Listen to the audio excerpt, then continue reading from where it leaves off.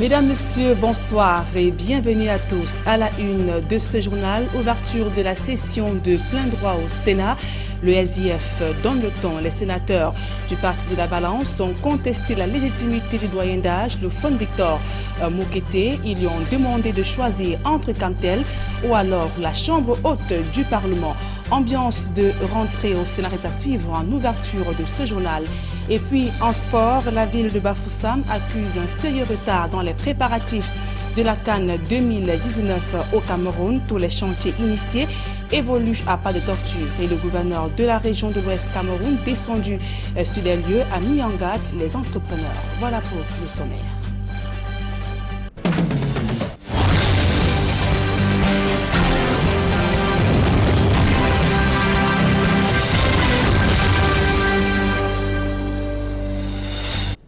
Mesdames, Messieurs, une fois encore, bonsoir et bienvenue à tous. Je vous le disais en titre, le SIF conteste la légitimité du bureau d'âge que préside le Fond Victor Mokete. En cause, l'incompatibilité dans laquelle tombe ce dernier, PCA de Kamtel. Mais la Chambre s'est appuyée sur le fait que la vérification des cumuls de fonctions n'a pas encore démarré pour débouter le sénateur SIF. Les précisions dans ce reportage d'Élisée Borba et de Marcelin Gansop. Section 122 sub 2. The position of the senator shall be incompatible with the duties of the member of government. À peine le doyen d'âge a-t-il terminé la lecture des noms des 100 sénateurs que Gamsé Henri Kemende est monté au créneau. Dans une motion d'ordre que personne n'attendait visiblement, le sénateur SDF du Nord-Ouest a contesté la légitimité du doyen d'âge à conduire les travaux de cette session de plein droit, puisant ses arguments dans le règlement intérieur du Sénat qui interdit le cumul de fonctions. Or, le chief Victor Mokete et PCA de Kamtel. Le code électoral est clair. Le standing orders du Sénat est clair sur ça. Quelqu'un qui est dans une situation d'incompatibilité ne peut pas être sénateur. Donc je ne vois pas comment une telle personne peut commencer à être président, même si c'est le bureau intérimaire. Il ne peut pas commencer à y être sans qu'il soit qualifié comme un sénateur. Donc c'est ça que j'ai soulevé, mais on a dit que vraiment on va regarder ça après. Mais je ne vois pas ça normal. C'est le rôle que notre parti, le SDF, va continuer à jouer pour soulever le point d'exception. Les choses qui ne marchent pas, on doit le dire. C'est pas parce que les gens ont travaillé dans le bureau en considérant certaines choses par l'erreur qu'on doit se soumettre sur cette erreur. Cette motion d'ordre a le don d'installer un silence de cimetière dans la salle. Plusieurs minutes vont s'écouler avant que le sénateur Pierre Flambeau-Ngayab de l'UNDP ne prenne la parole pour démonter, en s'appuyant sur le règlement intérieur du Sénat, les arguments présentés par le SDF. Les vérifications des cas d'incompatibilité ne peuvent être effectuées que lorsque le Sénat se réunit en session de plein droit, et après qu'il ait mis en place ces bureaux de vérification. Les sénateurs ne sont pas autorisés à s'auto-vérifier. Je pense donc, Monsieur le Président d'âge, qu'il serait utile sur ce point de ne pas retenir le point d'ordre de mon collègue. Vous savez, quand vous êtes nouveau, il faut apprendre, il faut lire le règlement intérieur, la saison de plein droit. On va parler de tout ça. Le discours du doyen d'âge. Après, il y aura des commissions qui vont se créer cet après-midi. C'est là qu'on va parler de tout ça. Donc, notre collègue du SDF doit quand même s'intégrer, apprendre notre règlement intérieur. C'est pour ça que nous avons été un peu surpris. Vous savez, quand vous venez dans un nouveau milieu, il faut d'abord apprendre avant de poser des questions qui peuvent à la fin vous ridiculiser. Finalement, le débat est tranché en faveur du doyen d'âge qui va prendre la parole pour prononcer le discours d'ouverture de cette session de plein droit, avec à ses côtés les deux plus jeunes sénateurs, dont Abdou Marlise de la NDP qui entame un deuxième mandat, et le tout nouveau Fon Andreas Nembo Lukunze, sénateur du Sud-Ouest, âgé de 42 ans.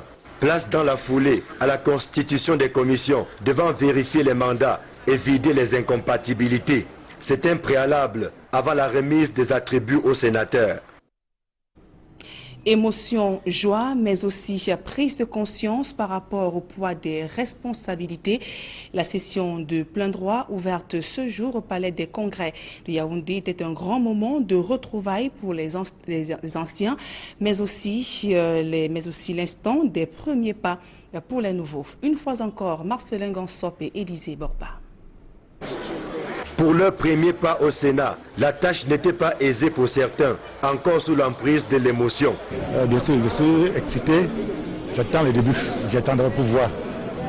Je vais défendre strictement la population de la région de l'Ouest. D'autres, un peu préoccupés au départ, sont revenus les pieds sur terre en foulant la salle du Palais des Congrès de Yaoundé. Lorsque j'ai été nommé, d'abord c'était une surprise. Et j'avais de l'appréhension et je me demandais comment ça allait se passer. Mais depuis que je suis entré dans cette salle, le stress a baissé avec l'accueil que j'ai reçu des anciens sénateurs et même des nouveaux. Je me sens dans une véritable famille. J'attends seulement maintenant que nous puissions commencer le travail.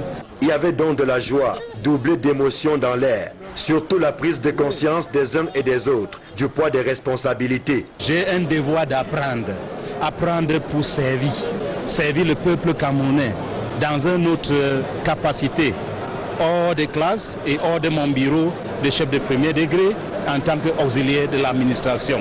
Je vais servir et contribuer mon petit peu pour que le processus de décentralisation que ça poursuive. Et vous savez, la décentralisation sera la cheville ouvrière des prochains mandats, des prochaines années dans la République.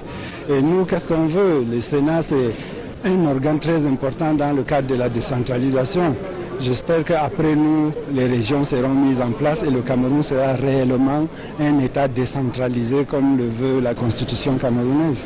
Les nouveaux sénateurs peuvent toujours compter sur les plus anciens, mieux parés et heureux d'avoir bénéficié d'un deuxième mandat. Surtout, nous devons faire en sorte que le Sénat soit aujourd'hui un Sénat plus fort.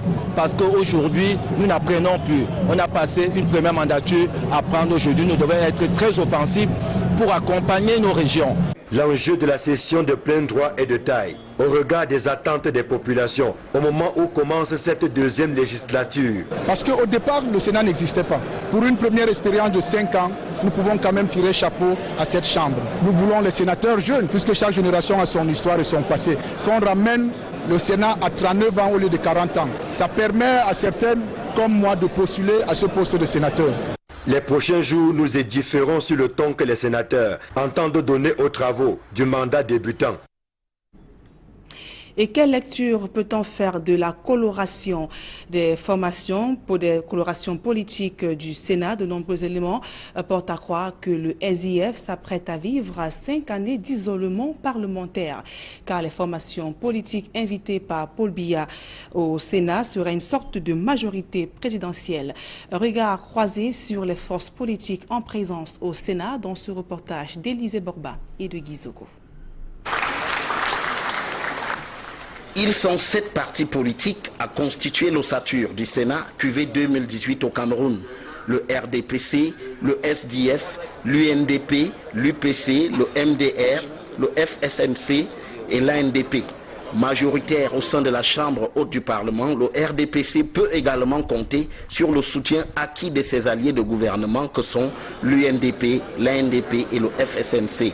Dans les rangs des sénateurs, autant du parti au pouvoir que des alliés, la mission est prête à être remplie avec dévouement. Nous attendons de pouvoir donner satisfaction non seulement à nos collègues, mais à l'ensemble de la communauté camerounaise, notamment l'ensemble de nos électeurs, en commençant par, évidemment, le Père de la Nation, qui nous a donné l'occasion d'accéder à cette assemblée. C'est une retrouvaille, parce que j'étais quand même un ancien de Parlement de l'Assemblée nationale. Aujourd'hui, je fais le retour au Sénat, donc je ne suis pas un frère nouveau. Il y a l'émotion, Parce que après la joie, il y a aussi la peur. Parce qu'une fois que vous voyez tout ce que les gens attendaient de vous, vous allez vous poser la question, est-ce que vous pouvez arriver? Dans ce positionnement, le sort de l'UPC n'en est pas moins ambigu, tant le défaut de clarification de la posture du sénateur nommé nourrit l'incertitude. Mais à en juger par ces déclarations, aucune place n'est laissée à l'équivoque. Je suis vraiment très fier d'être là comme un nouveau sénateur dans le deuxième vague de sénateurs. Je remercie très sincèrement le sage-père, le président de la République, président Paul Biya, et le cadre de l'UPC pour tout ce bonheur qui m'avait confié sur mon modeste personne. Pour le moins, cela promet de chaudes explications dans les rangs du parti du CRAB, où l'on est de plus en plus sourcilleux sur la question de l'alliance avec le RDPC, qui, pour la direction de ce parti, reste à définir. Dans ce paysage, seul le SDF apparaît résolument ancré dans la position opposée à celle du RDPC et de ses alliés. Ce qui en fait le petit poucet du Sénat qui devra bien se faire une place, malgré tout. Et à suivre en deuxième partie de ce journal, les éclairages du docteur Luisan Essamba. Il est enseignant de droit public à l'université de Douala. Il reviendra sur les enjeux de cette session de plein droit ouverte ce matin au Palais des Congrès, ainsi que la notion d'incompatibilité qui a donc émaillé l'ouverture des travaux ce jour. Et quelques heures avant l'ouverture de cette session de plein droit au Palais des Congrès de Yaoundé, un sénateur UPC nommé Leke Besondongo est allé recevoir la bénédiction de ses siens ainsi que militants à Ezeka dans le département d'Union Ekili. Plus de précisions dans ce reportage de Joël Niem et de Julingue et de Kediara.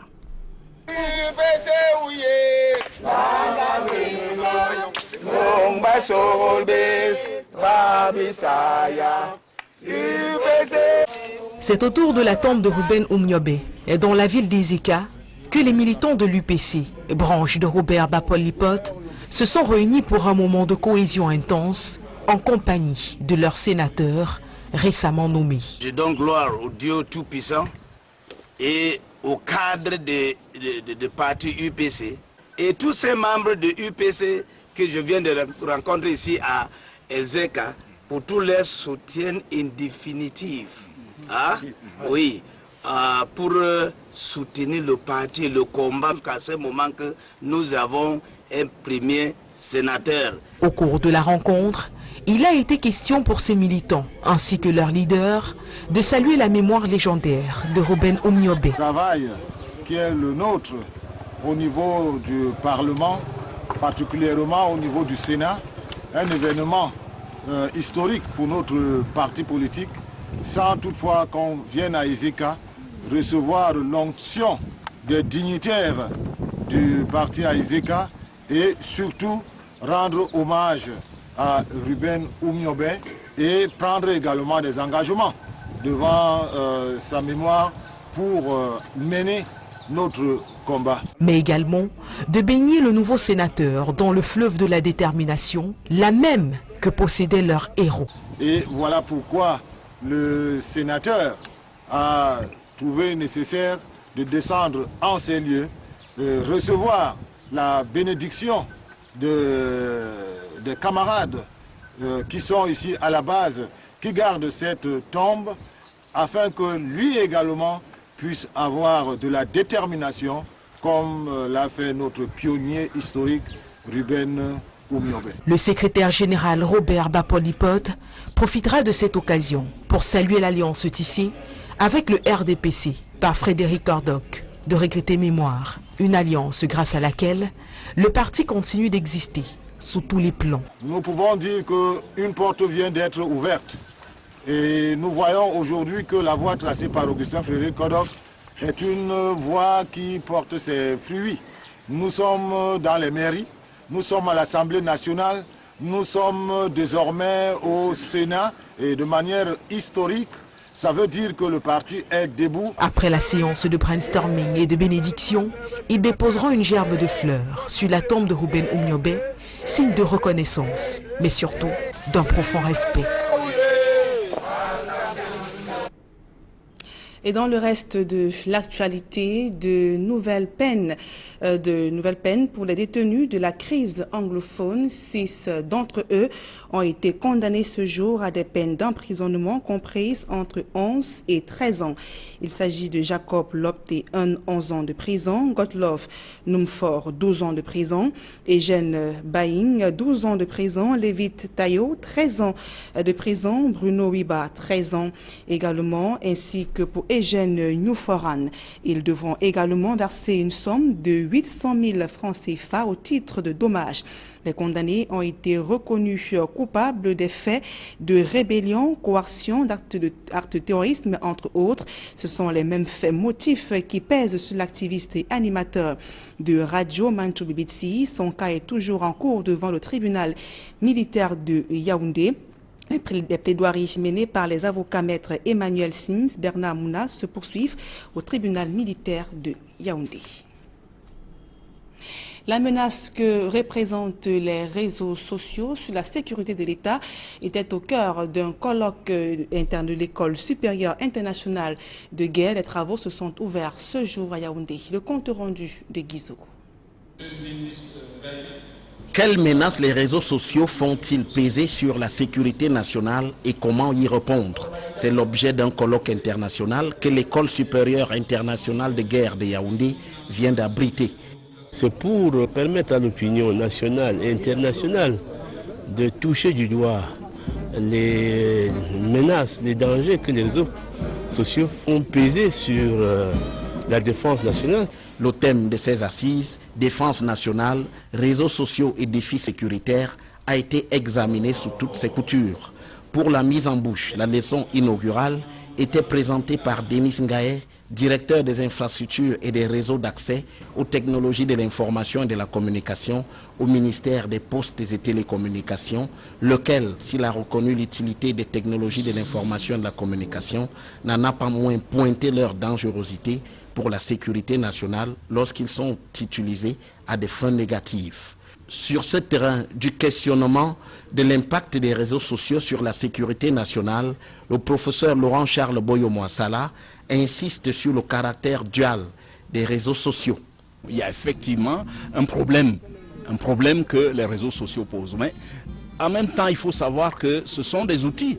Et tous les outils ont cette particularité dualistique qui fait qu'ils peuvent être d'un grand secours pour la vie sociale, mais ils peuvent être également des dangers. Mieux, il suggère que les réseaux sociaux soient partie intégrante de la réponse aux défis sécuritaires. Les questions sécuritaires, certes, sont extrêmement importantes. Il faut les penser, mais il faut les penser également à l'envers, en termes de contribution à la sécurité. Mais puisque les mêmes armées utilisent ces mêmes outils, n'est-ce pas, pour renforcer leur... Le marché nu des dos était devenu un haut lieu du désordre urbain dans l'arrondissement de Douala 1er. Et c'est pour cette raison que monsieur le préfet m'a instruit de descendre pour me remettre un peu de l'ordre dans cet espace marchand. Évidemment, vous savez que les Camerounais sont ce qu'ils sont, c'est-à-dire c'est un éternel recommencement, mais vous pouvez en être sûr, à chaque fois que ce sera nécessaire, je n'hésiterai pas de descendre pour que cet espace, pour que l'ordre puisse régner ici. Vous vous rendez compte qu'un peu plus bas là-bas, il y a un rond-point. C'est aujourd'hui que moi j'ai su qu'il y avait un rond-point là-bas. Les gens avaient complètement envahi. Les gens s'installent sur la voie publique. La voie publique, c'est la voie publique, c'est-à-dire que c'est une voie qui est là pour tout le monde. Mais les gens ne pouvaient plus passer par le marché nu des dos. Oh, et c'est nous qui nous plaignons de ce qu'il y a des bouchons partout dans la ville. Des routes existent, nous les occupons anarchiquement et c'est nous qui nous plaignons. L'espace assaini, l'on peut enfin circuler librement sur cette route qui traverse le marché d'Aïdo. L'opération a suscité quelques grincements de dents. La demande étant plus grande que l'offre, ces commerçants disent également fuir les inondations dont ils sont victimes à l'intérieur du marché après chaque pluie. C'est bien beau d'entrer dans le marché, mais l'espace du marché est d'abord petit par rapport à la population qui est là présentement. Il y a des comptoirs vides dans le marché. Quand il entre au marché, on lui montre, voilà le côté là c'est vide, mais tu entres là pour poser quelque chose. Juste toi qui se balades pour te reposer. Pour te reposer pour quelques secondes.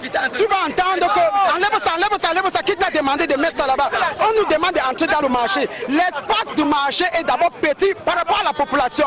Une petite pluie qui tombe, tout le marché inondé. Nous ne savons pas où on nous chasse d'aller. Il n'y a pas de travail, il n'y a pas d'emploi au Cameroun. Je suis un jeune, j'ai une famille que je nourris. Quand me chasse à rouge, je ne sais pas où m'envoie. Ceux des commerçants restés à l'intérieur du marché saluent l'action du chef de terre et espèrent que la thérapie prescrite par ce dernier ne sera pas un coup d'épée dans l'eau. Innocent Abégaï Leclerc Sakem qui revenait donc sur le désordre urbain qui fait de la résistance au marché New Dedo. Ce jour à Douala, plusieurs commerces ont d'ailleurs été détruits au cours d'une opération coup de poing. Il faut signaler que ce désordre urbain peut être l'une des causes peut justement être le sous-emploi des jeunes. Le taux de chômage d'ailleurs est en nette progression au Cameroun. Il se situe à 6,5% selon des experts, des chiffres qui font froid au dos, alors que le camp s'apprête à célébrer la fête du travail. Ce sont d'abord résonne comme une alerte. Plus de précisions dans ce reportage de Georges Mitterrandam et d'Auréole Toumi.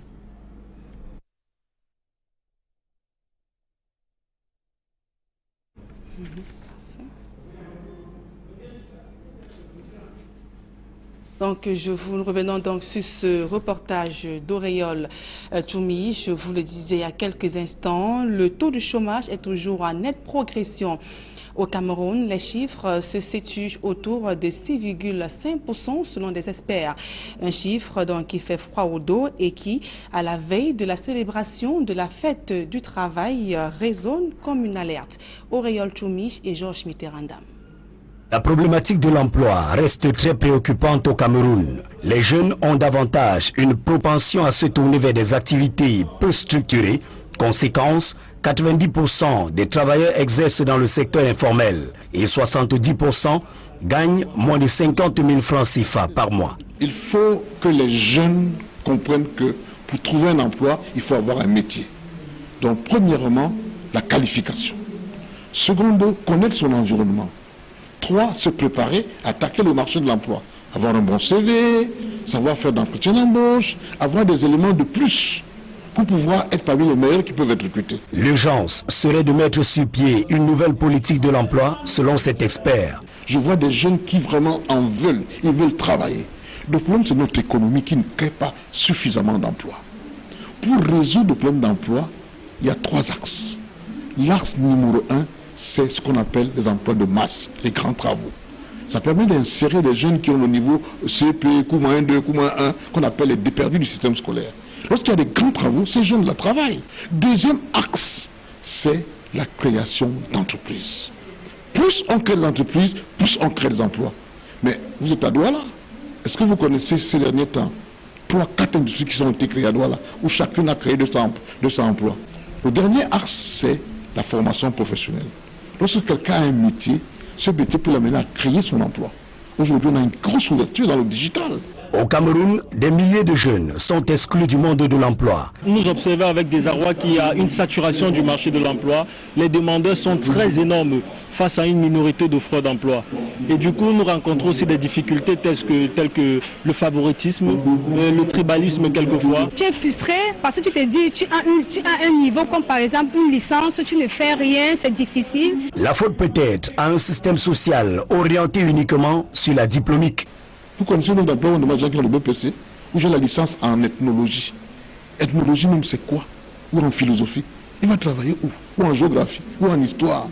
Il doit chercher à avoir un métier. Il faut un métier à travers ce qu'on appelle une formation complémentaire. Lorsque vous avez un métier, vous êtes à 50% de l'emploi. Mais la rareté de l'emploi s'expliquerait aussi par la désinvolture des jeunes qui ont perdu espoir. La première chose, il faut renoncer au découragement et croire en soi-même et croire en Dieu. Ça, c'est important. La fête du travail pointe à l'horizon. De nombreuses entreprises payeront les jeunes au quartier pour le défilé. Tous ces jeunes seront alors appelés travailleurs le temps d'une marche. L'ambassadeur d'Israël au Cameroun, son Excellence Ran Guidor, a effectué une visite au Centre d'excellence et d'innovation de l'Université de Ngaoundéré. Cette visite a été l'occasion pour le chef de la diplomatie israélienne au Cameroun de toucher du doigt l'un des fruits de la coopération entre les deux pays. Xavier Foucault.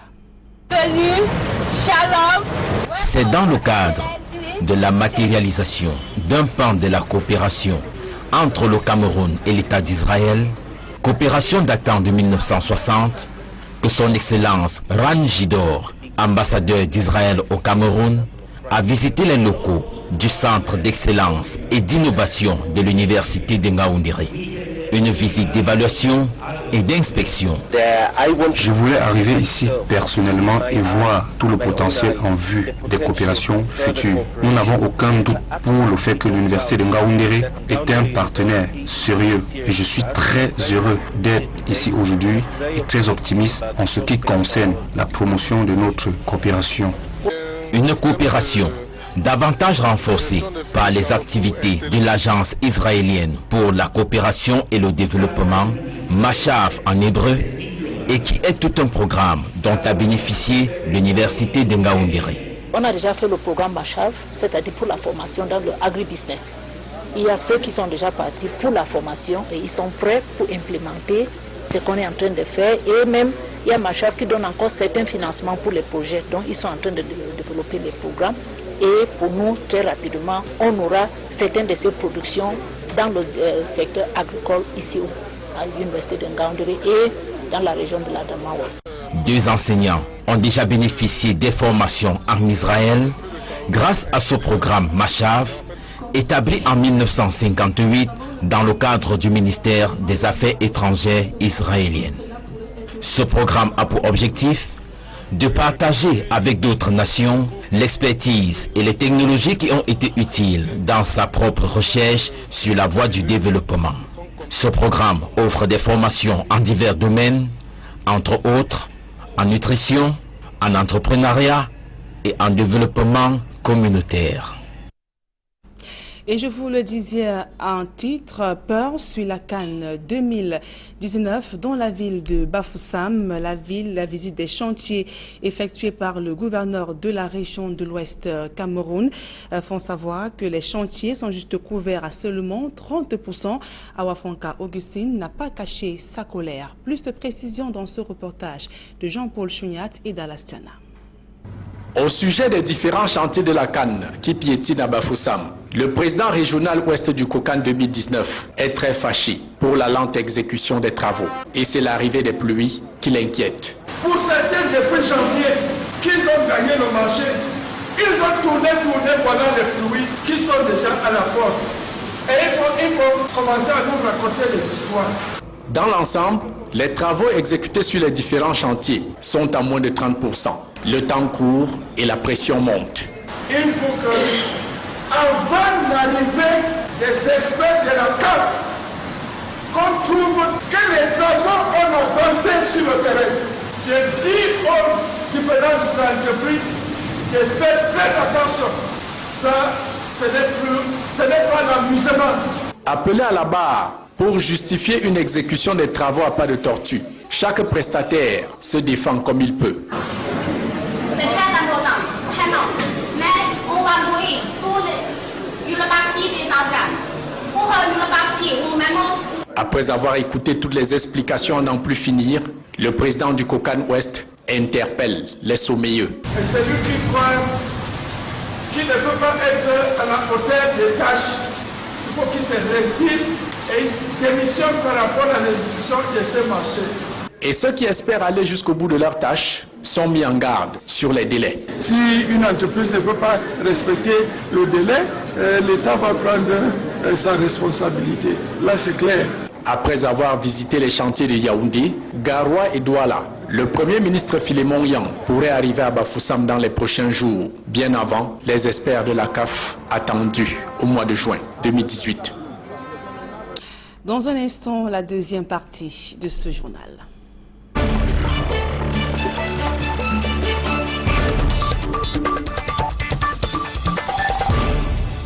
Et sur ce plateau, je reçois le docteur Louison Essamba. Bonsoir. Bonsoir madame, bonsoir Nadine. Alors, je rappelle que vous êtes enseignant de droit public à l'université de Douala. La session de plein droit s'est donc ouverte ce matin au Palais des Congrès de Yaoundé. Quels sont les enjeux de cette session? Il faut pouvoir indiquer que les assemblées politiques délibérantes ont 3 types de sessions. Oui. Une session ordinaire, une session extraordinaire et une session de plein droit. Et le cas en espèce est véritablement une session de plein droit, justement parce que c'est une session au cours de laquelle, se lance en début de chaque législature le constat de la validation des mandats parlementaires, enfin des sénateurs, c'est-à-dire que tous ceux qui venaient de bénéficier soit d'une mansuétude à la faveur d'un décret présidentiel, soit alors les 70 qui sont élus par les conseillers municipaux. Il faut préciser que cette session se tient dans un contexte d'enlisement de la crise anglophone dans les régions du nord-ouest et du sud-ouest Cameroun. Est-ce qu'on pourra s'attendre à des décisions fortes des sénateurs en vue d'une sortie de crise? Madame, la question que vous posez me renvoie en tout droit sur justement les missions qui sont assignées au Sénat. Vous savez, le Sénat a 2 missions fondamentales. La première mission, justement, consiste à la représentation des collectivités territoriales décentralisées et les grandes catégories socio-culturelles et traditionnelles. C'est la raison pour laquelle on retrouve plein des chefs traditionnels au sein de l'institution sénatoriale. Et l'autre mission qui est fondamentale, c'est simplement que c'est le président du Sénat qui assure la suppléance. C'est vrai que l'expression qui est posée par la loi, c'est l'intérim, mais ce n'est pas la meilleure expression qui s'y est. La meilleure expression, c'est simplement que le président du Sénat assure la suppléance. Parce que, tout simplement, dans la suppléance, il ne peut pas se porter candidat, il ne peut pas modifier le gouvernement, et il est contraint à un certain nombre de choses qu'il ne peut pas faire. D'où donc ces 2 missions fondamentales qui sont assignées à l'institution sénatoriale. Mais ce qu'il faut pouvoir invoquer, c'est que au niveau des assemblées parlementaires, on a tout simplement l'impression, et même c'est ce qui se dévoile des tests, que dans les rapports entre le Sénat et l'Assemblée nationale, on s'est souvent rendu compte que c'est le Sénat qui a le dernier mot en matière législative. Et vous savez, lorsque les 2 chambres se retrouvent en congrès, c'est toujours le président de l'Assemblée nationale qui préside les débats. Et vous pensez que la présence des chefs traditionnels pourrait faire tâche d'huile dans la résolution de cette crise au niveau du Sénat? Bien entendu, nous l'avons évoqué en plusieurs opportunités qui nous étaient offertes pour indiquer que le débat, le dialogue est possible si on y mêle de façon formelle et de façon claire la participation réelle des chefs traditionnels. Vous savez aujourd'hui que le statut de chef traditionnel est devenu dynamique. Parce qu'au départ, on concevait les chefs traditionnels comme dépositaires du pouvoir traditionnel. Mais aujourd'hui, il faut évoluer dans la conception du statut du chef traditionnel qui aujourd'hui, avec l'indemnité offerte par le président de la République à travers le décret de 2013, on se rend compte que les chefs traditionnels désormais sont considérés comme les auxiliaires de l'administration parce que étant considérés aussi comme le cordon ombilical qui lie l'administration et les populations locales. Et pour un Camerounais lambda téléspectateur, en quoi consiste la session de plein droit? La session de plein droit veut tout simplement dire que c'est une session au cours de laquelle, lorsque des élections viennent de se tenir, la nouvelle législature impose donc qu'on puisse valider le mandat soit des élus, soit des nommés. C'est-à-dire que, et en cette session de plein droit, la particularité également, c'est que dès lors que les sénateurs se retrouvent, première des choses, la manière de s'asseoir est différente parce qu'ils s'asseyent par ordre alphabétique. Et il y a des chevalets qui indiquent les positions assises de chaque sénateur.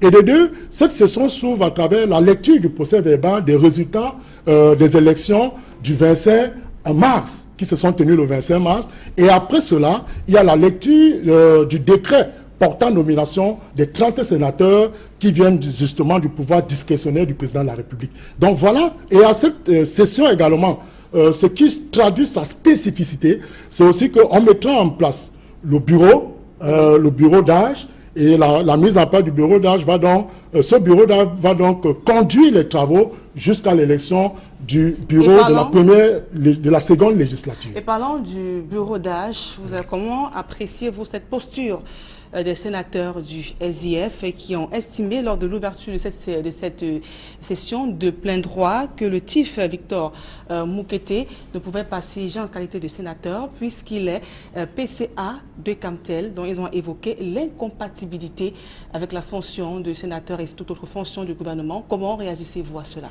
On doit pouvoir indiquer que, vous savez, le secrétaire général, qui a un rôle administratif de l'Assemblée parlementaire, a l'obligation de porter à l'attention des nouveaux membres de l'Assemblée délibérante élus, c'est-à-dire les conditions d'incompatibilité. C'est pourquoi la validation parlementaire impose donc le contrôle sur les incompatibilités pour voir si les nouveaux sénateurs élus et nommés ne sont pas dans ce régime d'incompatibilité qui voudrait que vous ne pouvez pas occuper deux fonctions électives à la fois, c'est-à-dire être à la fois maire et député, ou être à la fois sénateur et député, ou encore être à la fois sénateur et PCA d'une entreprise publique. Mais on a vu ce jour que le doyen d'âge, Victor Moukete, est PCA de Camtel. Justement, c'est une incompatibilité flagrante qui va donc amener le TIF Moukete, qui en novembre, d'ici novembre, aura 100 ans, qui va donc amener le TIF Moukete à choisir, soit à rester PCA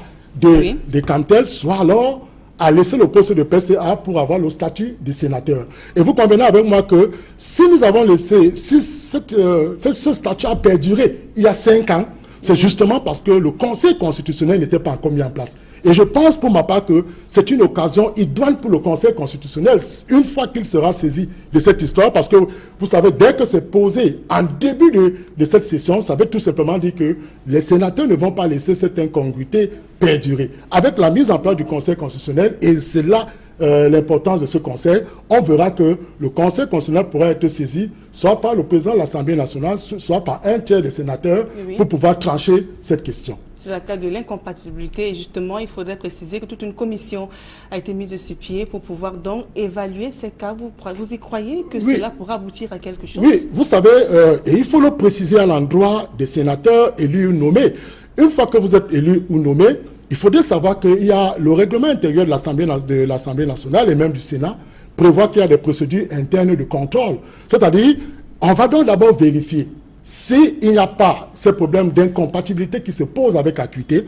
Et dès lors que ces problèmes seront éventuellement soulevés et que c'est avéré qu'il y a incompatibilité, comme c'est le cas d'espèce pour le TIF Moukete, ça fait donc de sorte que les 4 commissions qui sont composées de 25 sénateurs vont donc statuer et porter l'affaire à l'Assemblée plénière pour une discussion globale.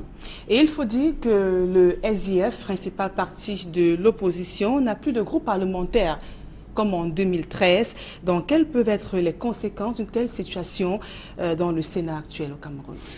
Vous savez, ça traduit d'abord, première chose, la majorité écrasante du RDPC dans la configuration de l'institution sénatoriale, c'est-à-dire le RDPC qui s'est taillé de manière normale 87 sénateurs, et sans compter avec le jeu des alliances, l'UNDP, le FNC et bien d'autres partis. Vous convenez avec moi que ce sera à 95% justement les membres venant du RDPC. Alors, ce que nous devons faire comme lecture par rapport à cela, c'est que vous rappelez que à la session de l'adoption du budget du Cameroun, le groupe parlementaire du SIF avait créé presque un imbroglio au sein de l'Assemblée nationale, au sein du Parlement camerounais. Ça fait de sorte que le RDPC avait donc regretté le jeu des alliances qui avait été fait au départ en cédant un certain nombre de sièges au SIF pour que ce parti ait justement un groupe parlementaire. Le RDPC n'a plus voulu rentrer dans ce jeu qui a été contre-productif pour sa politique et a accepté, et s'est jeté au jeu en refusant donc, disons, en allant sur le terrain de la conquête des voix, et finalement le SIF est revenu à une portion congrue de 7 sénateurs, ce qui fait de sorte qu'ils n'auront pas justement la possibilité de constituer un groupe parlementaire. Et cette domination numérique du RDPC dans la composition du Sénat n'est pas un indicateur pour les prochaines échéances électorales, notamment les législatives et les municipales? Non, je ne peux pas lire cela comme cela. Vous savez, tout à l'heure, je vous ai indiqué les 2 fonctions fondamentales et phares qui sont assignées au Sénat. Ça fait de sorte que les enjeux véritablement politiques ne se joue pas autour de l'institution sénatoriale. Oui. Tout simplement parce que, en fait, au-delà de considérer cette institution comme budgétivore, au-delà de la considérer également comme une institution qui vient tempérer la hardiesse des députés, en dehors de cela, je pense que tout le travail repose entre les mains de l'Assemblée nationale. Et c'est pourquoi vous allez voir, les véritables batailles vont se jouer aux élections législatives.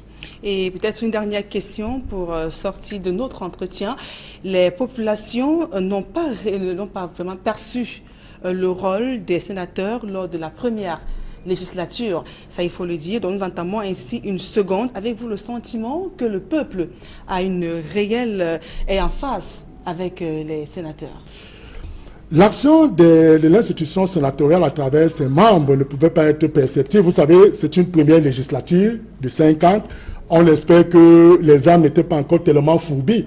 Je pense qu'on pourra tirer la meilleure conclusion à cette seconde législature. C'est pourquoi tout à l'heure j'évoquais l'idée de ce que pendant qu'au Sénégal, par exemple, on a pensé à supprimer l'institution sénatoriale, au Cameroun, par contre, on l'a restauré. Et ça fait de sorte que le bicaméralisme du Parlement camerounais devient aujourd'hui inégalitaire, tout simplement parce que, comme je l'ai indiqué tout à l'heure de manière claire, que quand on a un duel entre le Sénat et l'Assemblée nationale, c'est toujours l'Assemblée nationale qui domine et qui a le dernier mot. Donc moi, je pense pour ma part que l'institution sénatoriale mérite encore une deuxième chance d'évaluation pour cette seconde législature. Et à partir de là, vous avez vu, on a fait une sorte de diagnostic financier. On s'est rendu compte que 9 milliards de francs sont partis à l'institution sénatoriale. Alors, on estime bien que cet argent aurait pu servir soit à revaloriser le salaire des enseignants, peut-être aussi, soit, bien entendu, à porter des actes en vue du développement de notre pays. Merci, Dr Louison Essamba, d'être venu ce soir. C'est moi qui vous remercie, madame. Donc, je rappelle que vous êtes enseignant de droit public à l'Université de Douala. Mesdames et messieurs, c'est la fin de ce journal. Merci pour votre aimable attention et à retrouver tout juste après ce journal, Julingue Nyondé, dans le cadre de votre émission Parole de femmes.